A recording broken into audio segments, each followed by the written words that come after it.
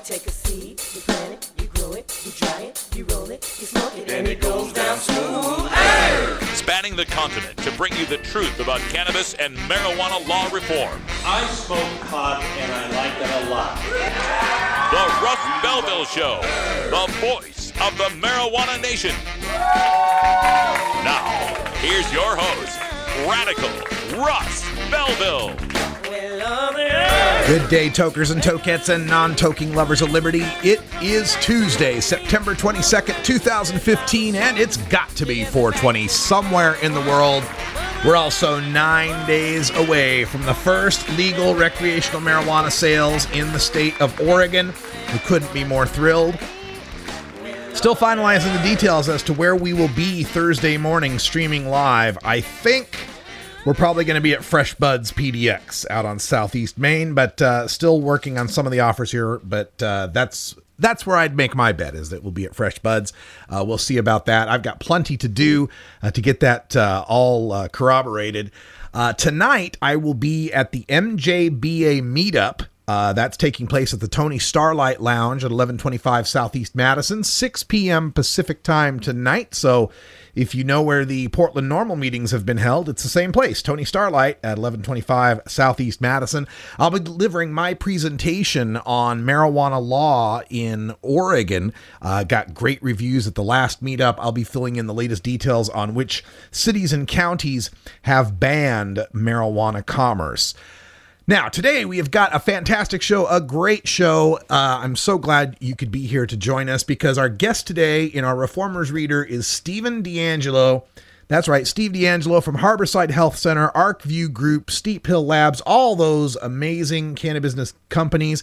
He's been called the father of medical marijuana commerce in the state of California. Steve D'Angelo will be on the show at 12:30 to discuss The Cannabis Manifesto, a new paradigm for wellness. It's his latest book. We'll have plenty to talk about. Also on the show today, I don't know if you've been following this story of Martin Shkreli. Great name for the guy, Martin Shkreli. We're going to rant about him at the end of the show in a radical rant that I call God Damn the Pusher Man. And boy, I tell you, the legal drug pushers kick the ass of the illegal drug pushers when it comes to evil and cruelty. We'll give you the details that have been rocking cyberspace and even the mainstream media. New York Times, Newsweek have been weighing in on this particular story. It's pretty harrowing, pretty disgusting, and let's hope marijuana never turns out like the pharmaceutical industry. Also coming up on the show today, drug war data mining legalization can't make it any easier for kids to get marijuana. I'm going to tell you a little bit about my talk this morning with a reporter from Family Circle magazine. Do you know Family Circle, like Good Housekeeping and Better Homes and Gardens? Yeah, that magazine, Family Circle, is doing a story on marijuana legalization, and they wanted to talk to me about it. So I just told them that legalization is the best thing that could happen if you're a parent who worries about your kid getting involved with marijuana. We'll get into the details of the data that prove that point in drug war data mining. Also on the show today, in Behind the Headlines, we've got audio from Ohio Normal officially opposing Issue 3, putting them on the same side as the Fraternal Order of Police that want to lock them up. They also opposed Issue 3. We'll play the audio and you'll get my take on their reasoning in Behind the Headlines. And that all comes right after the 420 radio news. We got new tax information from the state of Colorado. Maryland is finally going to have a medical marijuana dispensary. Albuquerque wants to decrim. Massachusetts wants to legalize. Missouri wants medical marijuana. And Willie Nelson gets some backing for Willie's Reserve Cannabis. It's all coming up today on The Russ Belville Show.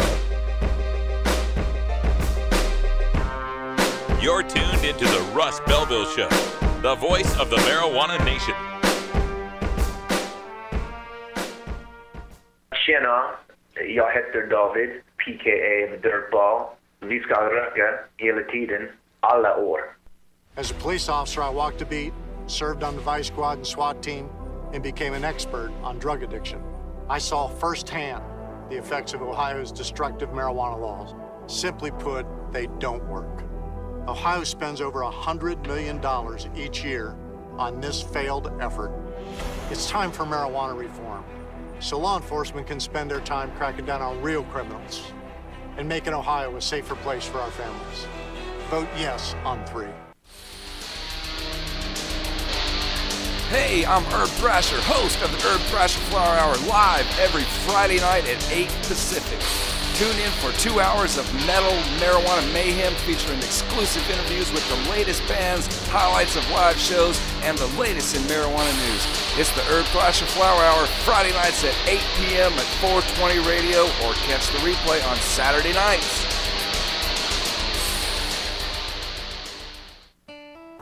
Imagine life without taxes.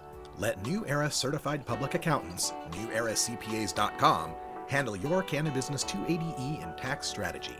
Get your business prepared with New Era CPA's Cannabis Finance Bootcamp. NewEraCPAs.com, with years of experience in the industry, we are one of the nation's leading accounting firms for growers, dispensaries, and ancillary companies from Washington to California. NewEraCPAs.com.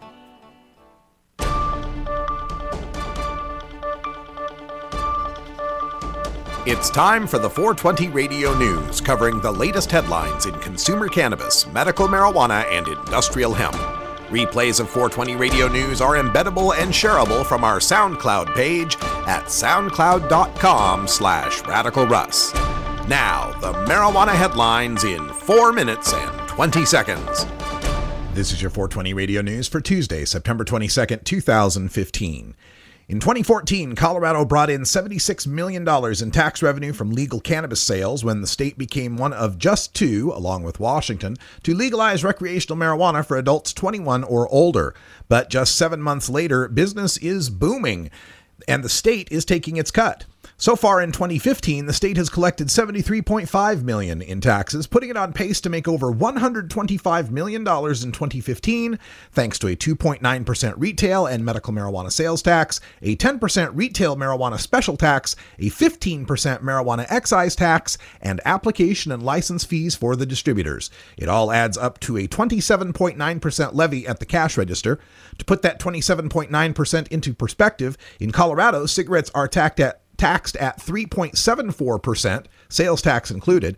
Alcohol is taxed at 2.9% sales tax plus a 60 cents per liter for liquor and 8 cents per gallon of beer tax.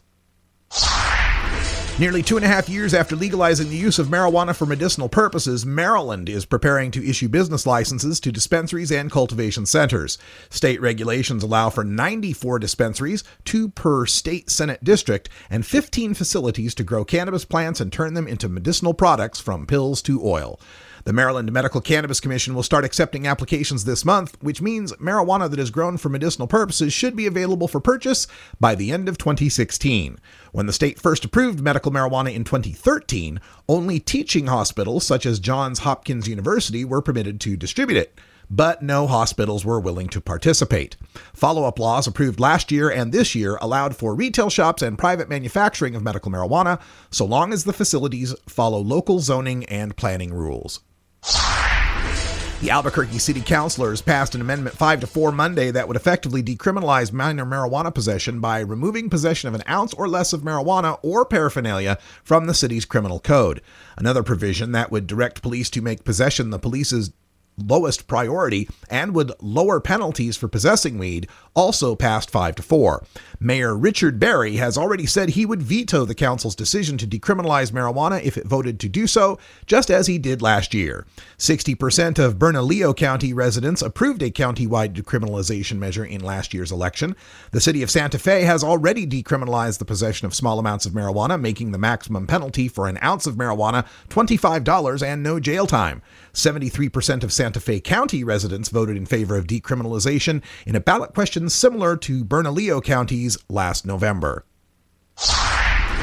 One of 2 groups looking to put marijuana legalization on the ballot in 2016 in Massachusetts is launching its campaign to collect signatures Tuesday morning. The campaign to regulate marijuana like alcohol supports a tightly regulated recreational marijuana market, which would include an excise tax on marijuana sales, in addition to state sales tax and the creation of a new regulatory commission. It is backed by the Marijuana Policy Project, a national group that has successfully pushed for marijuana legalization elsewhere, including Colorado. Local activists will begin collecting signatures on 2 initiative petitions in October to decriminalize cannabis cultivation in Colombia and legalize the plant's medicinal use in Missouri. The state-level initiative to amend the Missouri Constitution would allow patients to seek small amounts of marijuana for medical purposes. The local initiative petition drive will seek to decriminalize the cultivation of 6 or fewer marijuana plants. Activist groups such as Show Me Cannabis, Missouri Normal, Mid-Missouri Normal, MU Normal, and the Missouri Civil Liberties Association will lead the state and local initiative efforts. Supporters hope to get both issues on the November 2016 ballot.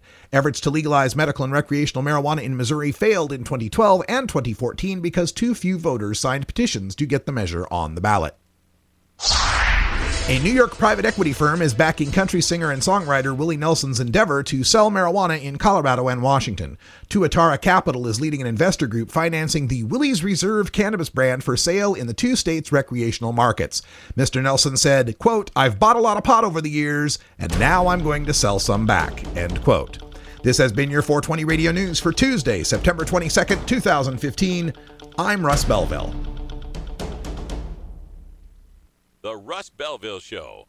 We're as much like Cheech and Chong as ordinary Americans are like the Three Stooges. Hey, Mo! The Russ Belville Show is proudly sponsored by the Marijuana Business Association. The MJBA, called by NBC News the Cannabis Chamber of Commerce, is the fastest growing business association in the fastest growing industry in America. I've been working with the MJBA for years, and I personally invite you to join the MJBA. MJBA also publishes the popular MJ Headline News on Facebook and the MJNewsNetwork.com, and Marijuana Channel 1 on YouTube. Visit mjba.net for more details. Tokers, there's no good reason to get your dog stoned. While it might not harm them physically, imagine being a dog who already begs for treats all day, and then imagine that dog having the munchies. Not cool. Oregon has joined Washington and Colorado in legalizing marijuana. We're Portland NORML, the National Organization for the Reform of Marijuana Laws chapter in Portland, Oregon. Join us as we celebrate the launch of an exciting new era in marijuana freedom in Oregon. Our job has just begun. Powerful interests want to white out the most important portions of Oregon's legalization law. By joining Portland NORML, you add your voice to the thousands who voted for Measure 91 and want it to be implemented as written. The people have spoken. Now it is time for the legislature to obey the will of the people. Find out more about Portland NORML at portlandnormal.org. Attend our monthly membership meetings on the 4th Saturday of the month. See our website for more details. Portland NORML, ensuring responsible adult marijuana consumers are afforded the same rights, privileges, and responsibilities as beer drinkers.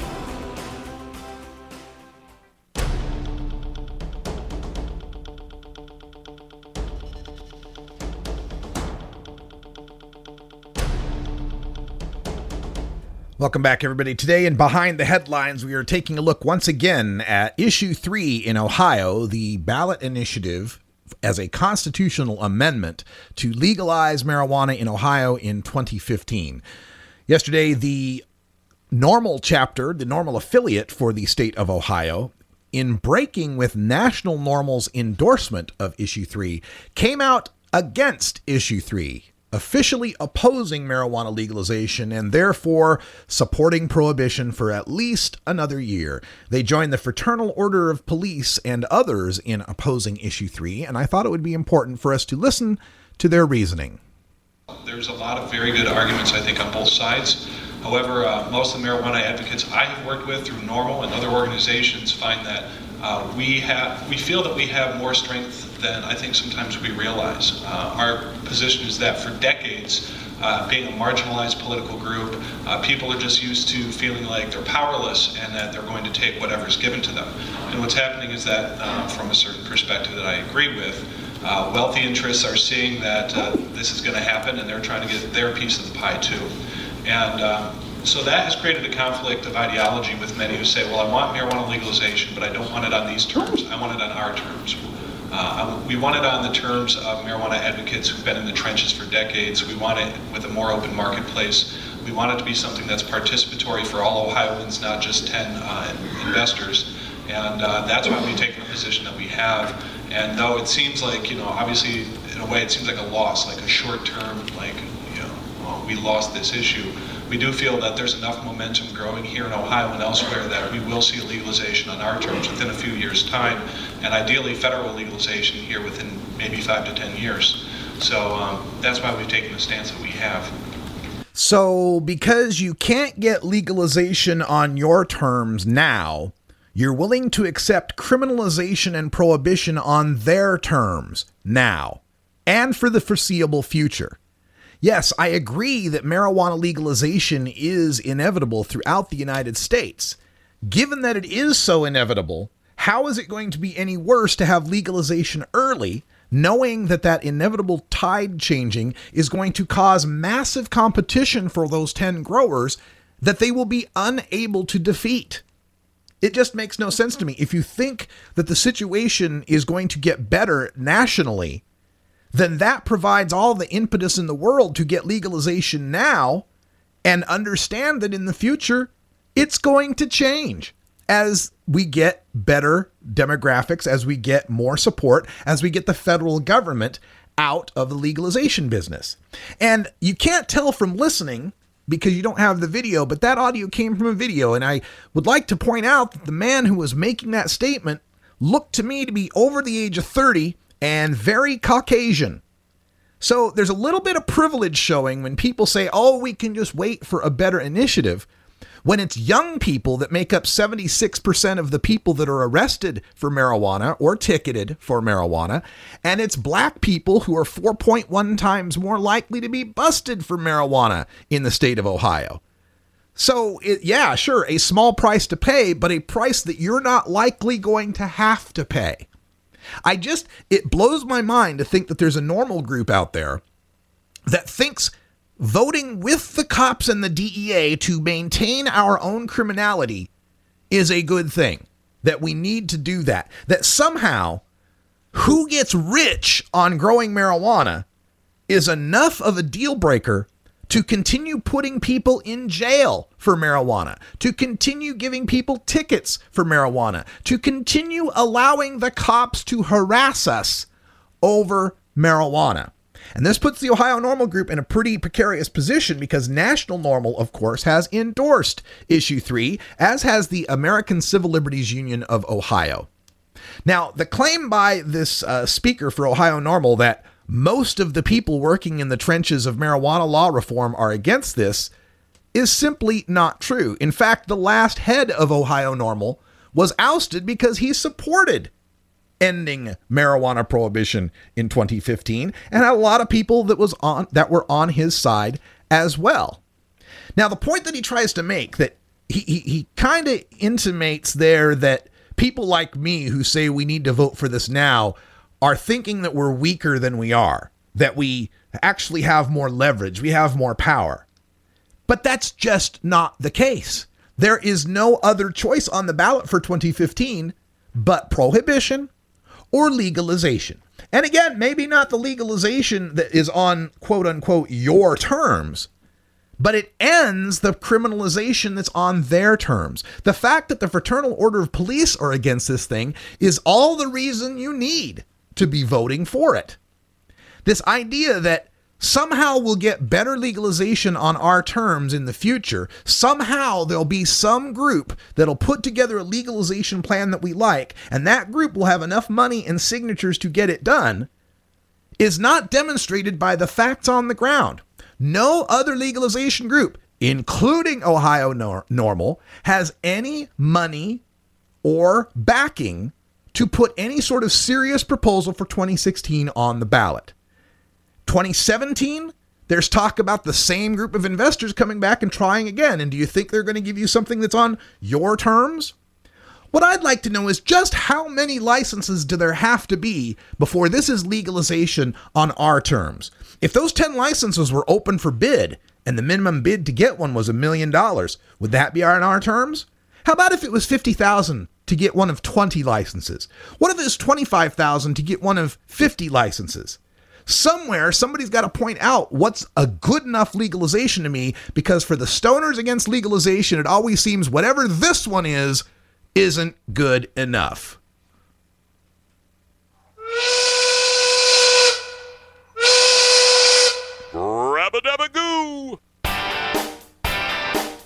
Who thought we'd live to see the day where people in Ohio could be offered the shot at possessing an ounce, growing 4 plants, possessing a half pound at home, and having a pot shop to shop at before California, and they'd say, nah, it's not good enough. We'll see how long Ohio Normal remains a viable chapter of the national organization. Warning. Hits taken on this show are larger than they appear. Do not try this at home. These people are professionals. Or at least they pay me to say that. Get.Buzz. .Buzz is the internet platform that fuels community interest, excitement, and new experiences. .Buzz is the premier online destination for internet users seeking the latest news on a variety of topics. .Buzz appeals to groups active in blogging, communications, journalism, advertising, and marketing. .Buzz offers registrants a stronger alternative to the shrinking namespace of existing top-level domain names, such as .com, .net, and .org. Get your name now at get.buzz. You're listening to 420 Radio. Listen Thursdays at noon Pacific for Harm Reduction Radio, podcasting at hamsnetwork.com.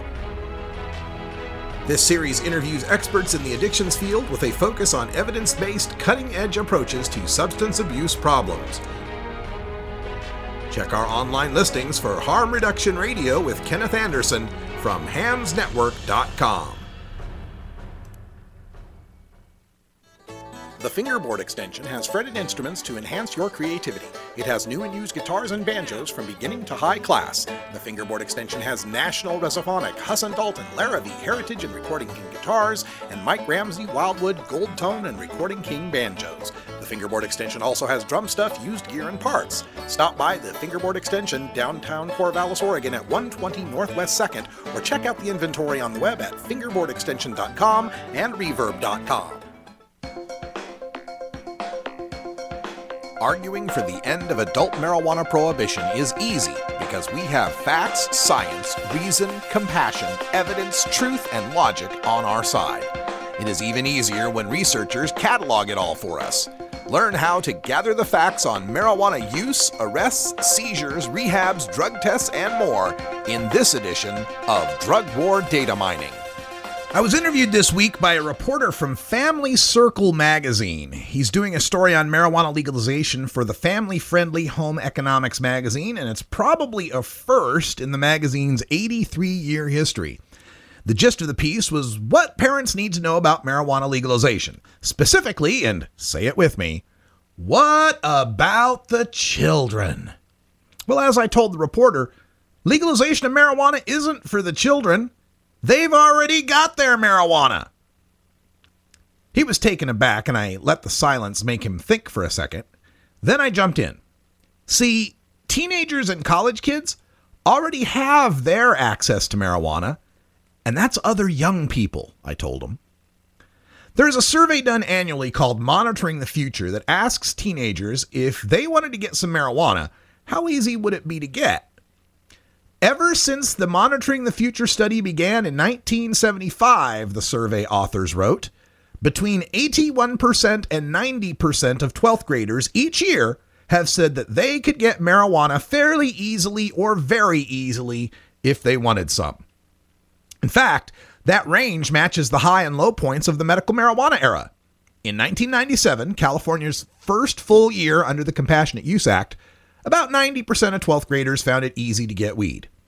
Today, after 23 medical marijuana states and 4 legalized states, only 81% agree that weed is easy to get. Somehow, after many states have moved marijuana into a taxed and regulated system where identification is checked, we made it harder to get weed for about 1 out of those 9 in 10 kids who find it easy to get. In contrast, we've made it easier for the adults to get marijuana, first by medical access and now through legalization. In 2002, the National Survey on Drug Use and Health found that for every 2 monthly teen tokers in the United States, that's aged 12 to 17, there was only 1 senior toker, and that's over 50. By 2012, the same 2 monthly teen tokers were competing with 3 senior tokers. Teenage use has remained relatively steady since 2002, while senior use has more than tripled. It can't get any easier for kids to get marijuana. By removing the scarcity for adults and the obscene profit it creates, we start putting the high school weed dealers out of business.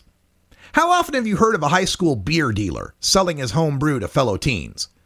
It's not as if high school kids don't drink beer, although monitoring the future will show you that beer drinking among teens is at its lowest rate ever recorded.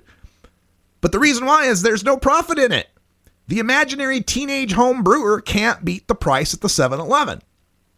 And that made the reporter take that point and turn it around on me. He started asking me, well, what about the kids who pay some adult to buy alcohol for them? Or the kids who swipe alcohol from their parents? Won't marijuana legalization increase that sort of access? Well, under the legal alcohol system, I told him, yes, the kid can access legal alcohol. But to do so, the kid has to corrupt an adult into committing a crime or take advantage of an adult's irresponsibility. Those adults face stiff penalties and loss of valuable licenses if they're caught.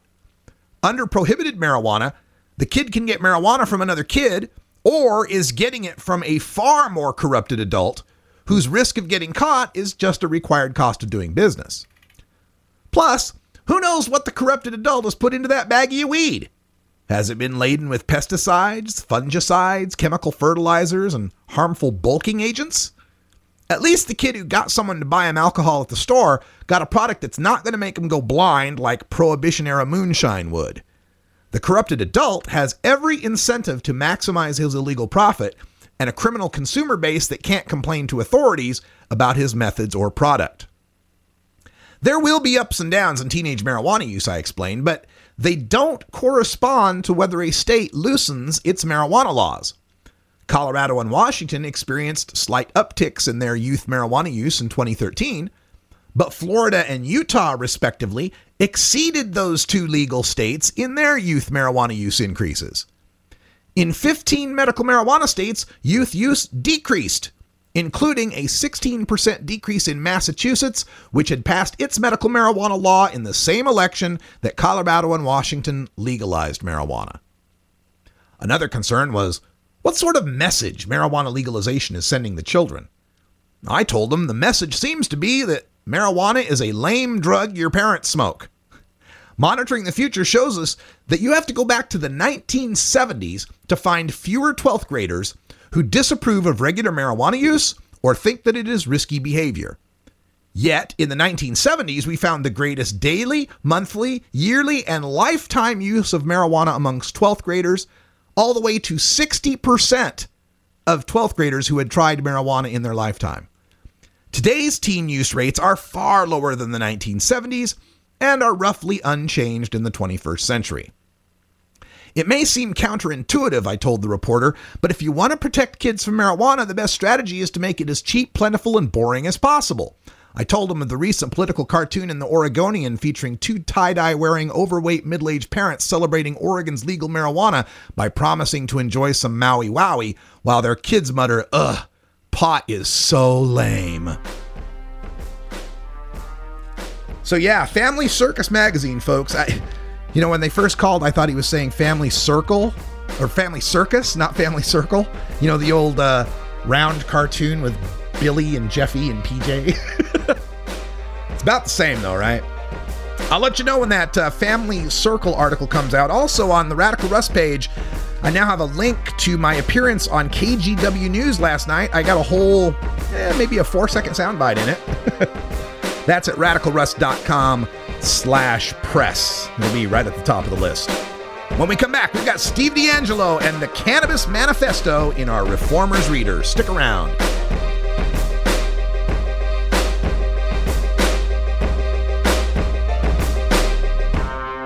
You're tuned into the Russ Belville Show, the voice of the marijuana nation. The Russ Belville Show is blogging and podcasting daily at radicalruss.com. At Herbie's Cannabis Seeds, we pride ourselves on bringing you the best quality seeds from the world's most respected cannabis seed producers, all at the lowest online prices. You can find Herbie's Seeds at herbiesheadshop.com. All cannabis seeds are sold as souvenirs and as a means of preserving cannabis genetics. Herbie's Seeds in no way intends to condone, promote, or incite the use of illegal or controlled substances. We strongly urge all prospective customers to check their national laws prior to placing an order. Herbie's Seeds at herbiesheadshop.com. Proud sponsors of the Russ Belville Show and 420 Radio. I'm sure you've heard about the ballot issue to legalize marijuana, and you're probably wondering, does this plan make sense? How will it make Ohio safer? And what does it mean for me? Go to responsibleohio.com and get the facts. Hey everybody, it's Radical Russ here from 420 Radio, inviting you to be like me and get your ink done at Lucky Horseshoe Tattoo, Fort Worth's most female-friendly, clean, sterile, awesome tattoo shop. Thomas and his crew are true artists who can design you a custom piece or use a design you bring in. Lucky Horseshoe Tattoo also offers all styles of tattooing as well as piercings and all-around fun. In the DFW area, stop by Lucky Horseshoe Tattoo and tell them Radical Russ sent you. Trust me, it'll feel awesome.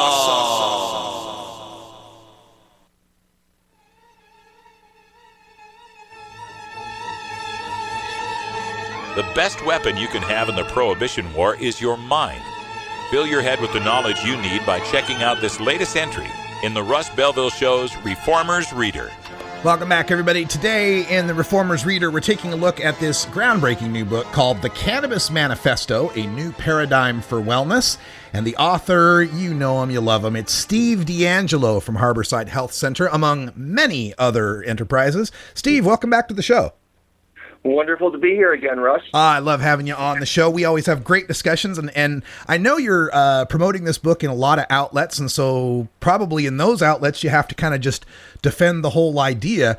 You've got a friendly audience here at 420 Radio that probably subscribes to the Cannabis Manifesto, but tell people briefly what you mean by a manifesto for cannabis.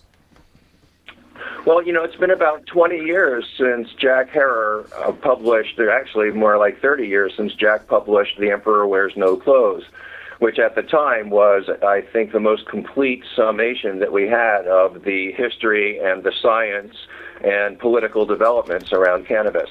But I thought it was time for an update, for us to take a look at those issues, since we've seen a lot of changes in all of those areas, and produce a document that hopefully will pour some gasoline on this fire of reform that's already burning. Now, a large part of the Cannabis Manifesto, and it's even in the subtitle, A Paradigm for Wellness, you discuss the idea of cannabis use being about wellness, and I'm wondering, a lot of people have heard me talk about this issue as well. How does this differ from the tagline we've heard in the past, all use is medical, something Dennis Perone used to say a lot? Well, I think it's a related idea, but I think that wellness theory is a more nuanced expression of it. Essentially, what wellness theory says is that the vast majority of cannabis use doesn't fall neatly into either medical cannabis or recreational cannabis, which, is really just a code word for just getting high. And, I'm talking about things, of course, like cancer and epilepsy and Alzheimer's and insomnia that are obviously wellness issues. But there's a whole range of things that, for me, don't fall neatly into either one of those categories. And I think about things like extending my sense of patience, or waking up my sense of playfulness, or enhancing my enjoyment of the taste of a meal or the sound of music or the touch of my lover's skin. For me, those things aren't just getting high, and they're not medical. They're somewhere in this realm that I call overlooked wellness benefits of cannabis. So with the wellness idea, maybe there would be a counter from, say, parents that would say, hey, I don't want my kid getting well. How does wellness fit into the idea of responsible use? Well, I think it fits very neatly into the idea of responsible use. And for me, there's a simple three-part test that anybody can use to gauge whether their use is responsible. And let me stress, it's up to everybody to gauge whether their own use is responsible. Step one, what is the effect that I'm looking for from the cannabis? I mean, it could be that you want to calm your stomach down. It could be that you're getting ready to go to a concert. It could be that you're getting ready to take a walk in the park, or that you just want to see what the effects of a new strain are. Well, what is that effect? Number one. Number two, is that effect going to have a positive benefit on what I'm trying to do now, at this time, in this place? So, for example, a benefit of cannabis that many people use it for is the ability to help you relax and go to sleep. That could be a benefit at nighttime just before you're going to bed, but it might not be a benefit first thing in the morning when you're getting ready to go to work. So is the benefit is the benefit something that's appropriate at that time and at that place? And number three, just something that we should always double check ourselves on with any human activity, and that is, are we being respectful of the people around us? Are we consuming cannabis in a time and a place and a manner that's not going to impinge on other people's social space? We're speaking with Stephen DeAngelo, the author of The Cannabis Manifesto, A New Paradigm for Wellness, and there's a special offer. If you go to cannabismanifesto.buzz, not only can you buy the book there, you can get yourself a free .buzz domain registration. So cannabismanifesto.buzz if you want to copy this excellent book. And Stephen, I got to say that, I agree with you on the point you make in the book about there's no such thing as recreational cannabis. And for me, the thing I've never liked about the term recreational cannabis is it seems to me, it implies frivolity. It's something frivolous, like, camping or taking an RV somewhere isn't something you have to have in your life. It's something you could give up. It's a privilege. It's like I say, a frivolity. Take me through that idea and how you feel recreational cannabis is a misnomer. So, I'm sorry, Russ, ask me that question one more time. I'm just, the idea that recreational cannabis is kind of a misnomer for how people, even the people that aren't, seriously sick or disabled, just like to get high, how recreational is just a bad word for that. Right. So, when you take a look at this, what we find is that the largest neurotransmitter system in the human body is the endocannabinoid system. This system produces many of the same compounds or very similar compounds to the cannabinoids you find in the plant, and it manages all of the cannabinoids in our body. And it's an incredibly important part of our physiology. In fact, every living creature on the planet, except insects, has an endocannabinoid system. And its purpose is the same in all cases, which is to maintain a stable internal environment. So it's very difficult for me to see how you could describe a substance that interacts with the largest neurotransmitter system in the human body as an elective leisure time pursuit. I think that we're dealing with something that is much more profound here. And you're right. One of my huge concerns with the idea that you describe of describing cannabis as recreational is that it becomes elective. It becomes something that you can choose to do or not choose to do. And I think that in actuality, cannabis is essential for the preservation and maintenance of human health.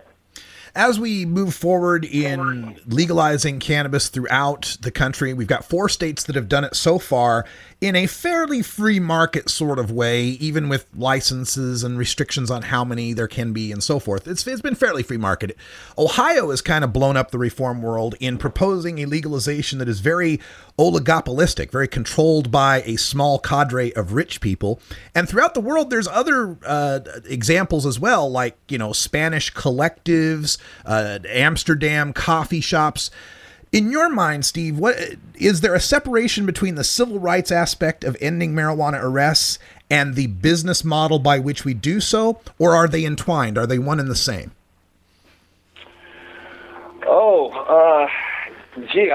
I'm not sure whether I can drill down on that, but I can certainly tell you that, in my opinion, schemes like the one that's been put forward in Ohio are repugnant to me.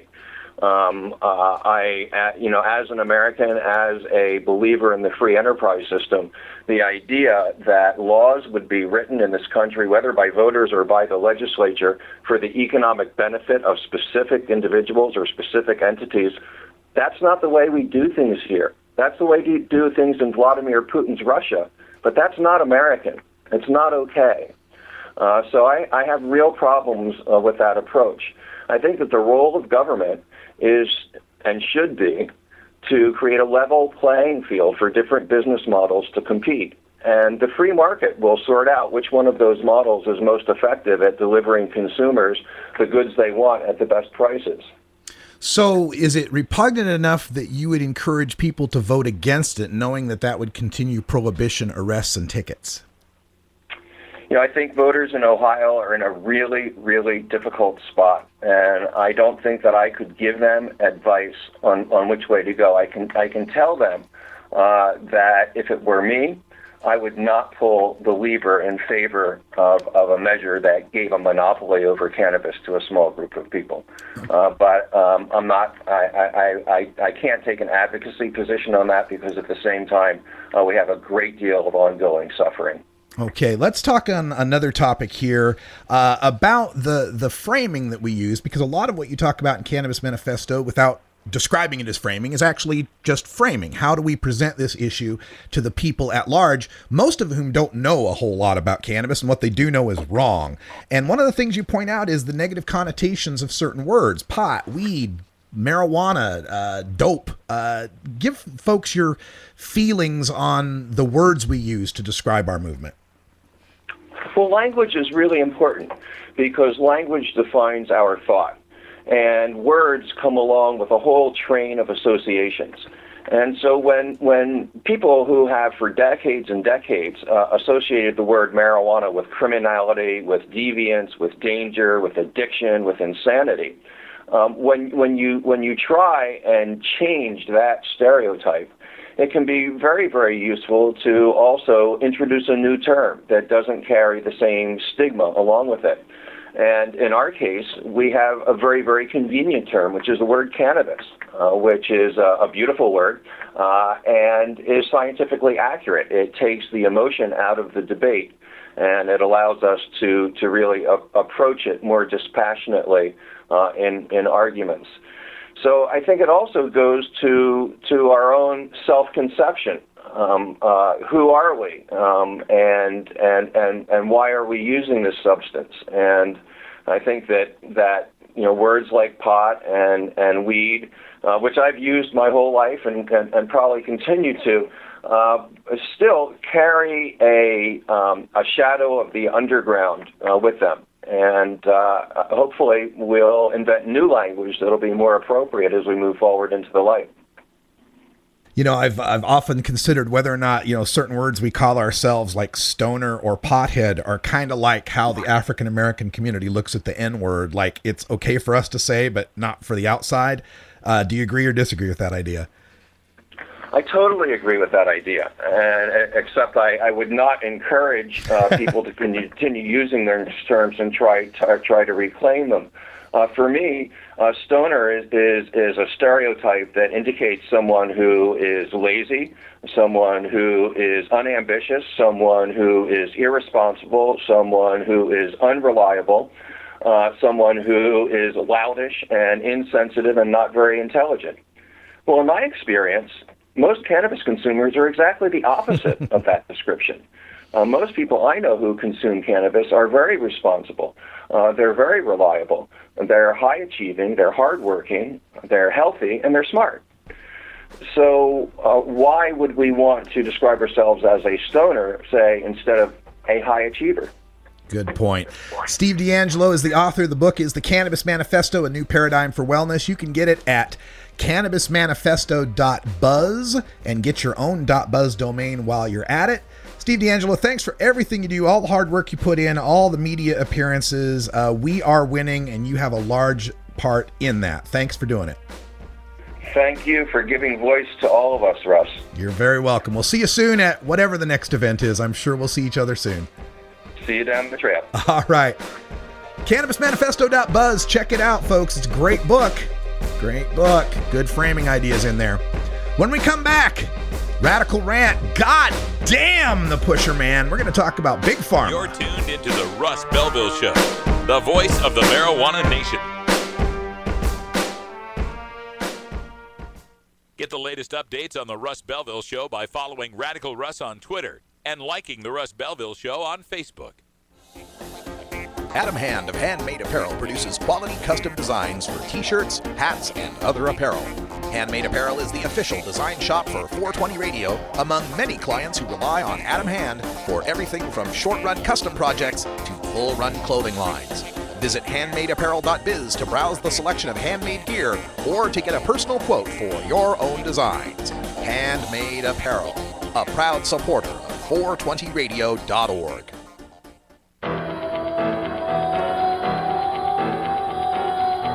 In the interest of fair and balanced journalism, the Russ Belville Show presents the anti-drug public service announcement of the day.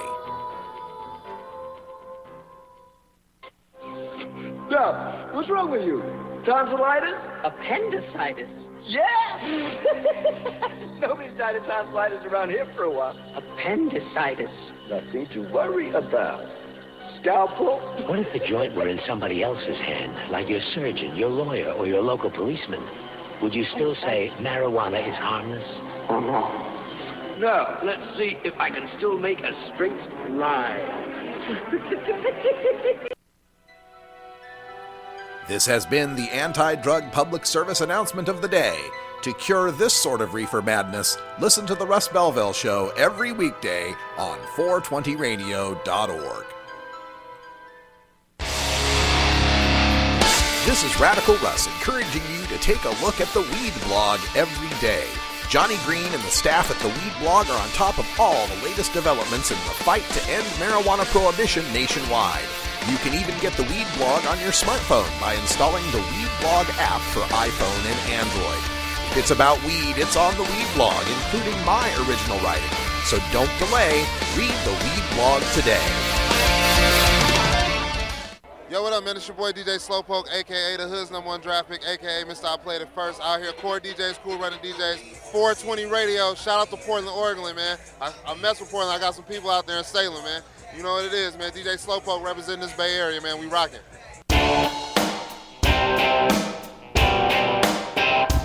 We must wage what I have called total war against public enemy number one. I support a change in law to end federal criminal penalties for possession of up to 1 ounce of marijuana.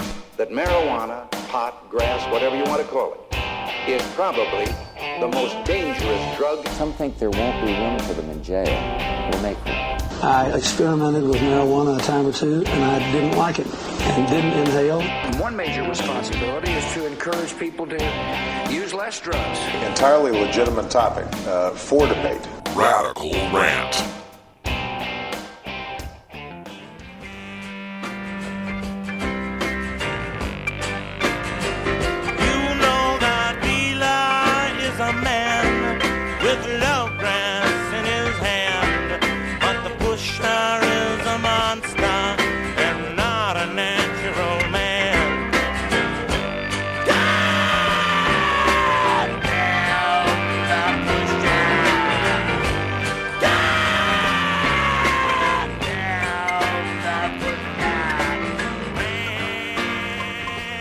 There is a drug called Daraprim. It is an antiparasitic. It is used mostly to treat toxoplasmosis. That is a somewhat benign parasite you can get from eating undercooked meat or handling cat feces. But if you have a compromised immune system, like an AIDS patient, a chemotherapy patient, or an infant, toxoplasmosis can kill you. Daraprim can also be used to treat malaria, which kills millions in developing countries. Daraprim has been approved for medical use by our Food and Drug Administration, or the FDA, for 62 years. From 1953 to around 2010, a Daraprim pill cost about $1. Then, GlaxoSmithKline, the pharmaceutical giant that owned Daraprim, sold its marketing rights in the United States to Core Pharma in 2010. Core Pharma then raised the price of a Daraprim pill to $13.50. Core Pharma got bought out by Impax Laboratories, and then Impax Laboratories sold the Daraprim rights to Turing Pharmaceuticals. And today, One pill of Daraprim sold by Turing Pharmaceuticals costs $750. Turing Pharmaceuticals is owned by 32-year-old Martin Shkreli, a former hedge fund manager. He became ludicrously rich in his 20s by managing other people's wealth. One of his wealth-building strategies, according to a 2012 complaint filed by Citizens for Responsibility and Ethics in Washington, was to publicly disparage the drugs being manufactured by companies that he was short-selling. Short-selling is when you bet on a company to lose money. Shkreli even allegedly inserted himself into the FDA approval process to stop those drugs that other companies would manufacture to help sick and dying people, so he could win his short sell bets. When CBS News asked Shkreli how he could defend such an excessive price increase that pushed the average cost of treatment from about $1,130 to $63,000, and for some patients pushed the price over $600,000 a year, Shkreli said, quote, "Well, because the drug was unprofitable at the former price, so any company selling it would be losing money. And at this price, it's a reasonable profit, not excessive at all," end quote. This is a pill, remember, that sold for $1 in the 2000s, $13.50 as recently as 2010, through just yesterday when they raised the price to $750, or just last week, I should say. Now, Daraprim is by no means an isolated phenomenon. This is a common practice in the pharmaceutical world, where pills are just profits, not the lives of people who are likely financially struggling because of their medical condition. The New York Times, Bloomberg, and Wall Street Journal have also listed some of the other recent examples of ghoulish price gouging by Big Pharma. Cycloserine is a tuberculosis treatment. Rodellis Therapeutics raised its price from $500 for 30 pills to $10,800. Doxycycline, the antibiotic, has been raised from $20 a bottle to $1,849 a bottle. Xyrem, a narcolepsy drug, 841% price increase. Humulin, a diabetes drug, 354% price increase. EpiPen, you know, that they use for anaphylactic shock, save people's life from a peanut or a bee sting, 222% price increase. Nitropress or Isuprel, both of these are heart medications. When Valiant Pharmaceuticals bought them, they immediately raised the price 525% on Nitropress, 212% on Isuprel. Ofermev, a painkiller, raised from under $500 to over $1,000 for 24 vials, and Vimovo, another painkiller, raised from about $200 to $1,678 for 60 tablets. And they say we have funny strain names. And when pressed on these price increases, the CEOs will always moan about how unprofitable that drug is and how with these new profits, they'll invest in better drugs. Yeah, that's Shkreli's line. He told CBS, quote, "With these new profits, we can spend all of that upside on these patients who sorely need a new drug, in my opinion," end quote. Despite the fact that medical professionals treating toxoplasmosis say, hey, that old $1 Daraprim pill was working just fine. The problem with Shkreli's spin is that pharmaceutical companies are spending far more money on marketing than they are on research and development. John Oliver on HBO had a great segment on that where he showed how Johnson & Johnson spent $17.5 billion on sales and marketing in 2013 compared to $8.2 billion for research and development. And it's quite obvious that Big Pharma spends far more on marketing compared to other industries like technology or the automotive industry. Martin Shkreli, he made $8.2 million in his last gig with Retrofin Incorporated, a company whose board ended up firing him. And now, just breaking news, Ryan Grimm from Huffington Post has some new details on his law breaking that could lead to some serious time. Now, I can't find any compensation info for Martin Shkreli's current gig with Turing Pharmaceuticals because it's a privately held Swiss company. And while talking with Bloomberg, Shkreli absolutely beamed with pleasure over what he thinks is a civil service he has performed. Quote, "We're the first company that really focused on this product, and I think that's a great thing because ultimately companies before us were actually just giving it away almost. The price that they were pricing it at, $13.50, you only needed less than 100 pills, so at the end of the day, the price per course of treatment to save your life was only $1,000, end quote. Yeah, what a shame we were only charging about $1,000, or roughly what Shkreli would spend on dinner and a bar tab, on saving an AIDS patient or a cancer patient or an infant's life. What a shame we didn't charge through the nose for that." Now, Shkreli is feeling the heat on social media and on traditional media. The Daily Beast called him Big Pharma's biggest asshole. He's been getting into beefs on Twitter where he quotes Eminem to defend himself and claims the Daraprim price gouging is, quote, "a great thing for society," end quote. Hillary Clinton has tweeted in response to the furor that, quote, "price gouging like this in the specialty drug market is outrageous. Tomorrow I'll lay out a plan to take it on," end quote. And the NASDAQ Biotech Index immediately plunged 126 points.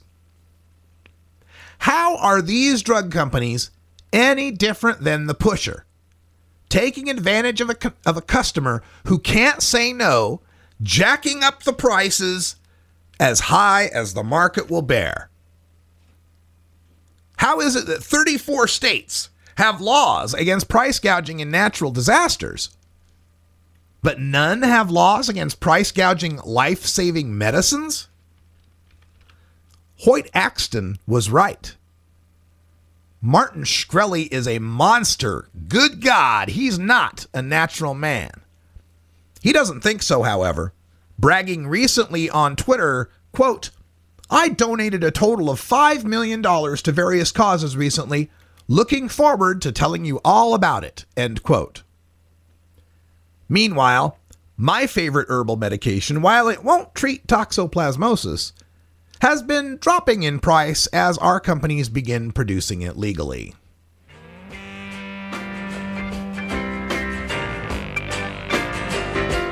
know that dealer is a man with love grass in his hand, but the pusher is a monster and not a natural man.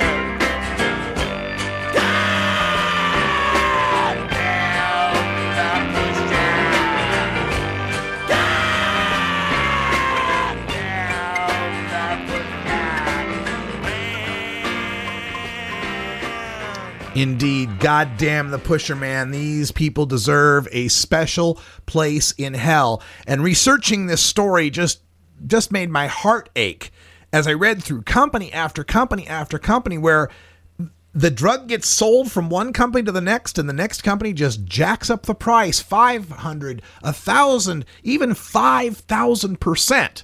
And they try to write it off. They try to say, well, that's not out-of-pocket expense. That'll be paid by Medicare. Or that'll be paid by their insurance company. Yeah, assuming these people have an insurance company that's covering. But even still, the larger effect of this is to continue to increase the price of healthcare at a rate far, far greater than the rate of inflation, and especially the rate of people's wages. This is ghoulish. This is evil. There are some things for which profit should not be a motivation. Prisons, education, healthcare, basic sustenance, basic shelter. I just like to reach out to all those people out there that keep telling me the United States is a Christian nation founded with Christian ideals, and explain to me how Jesus Christ would have supported this kind of devilish behavior. That's all the time we got for the podcast, but stay tuned. Hour 2 is next, live on 420radio.org. For everyone here at beautiful Legal Potland, Oregon's Roller J Studios, I'm Radical Russ. Until next time, take care of each other, tokers. This is the Russ Belville Show. The Russ Belville Show is blogging and podcasting daily at radicalruss.com. You take a seed, you plant it, you grow it, you dry it, you roll it, you smoke it. You take a seed, you plant it, you grow it, you dry it, you roll it, you smoke it. You take a seed, you plant it, you grow it, you dry it, you roll it, you smoke it, and it goes down smooth.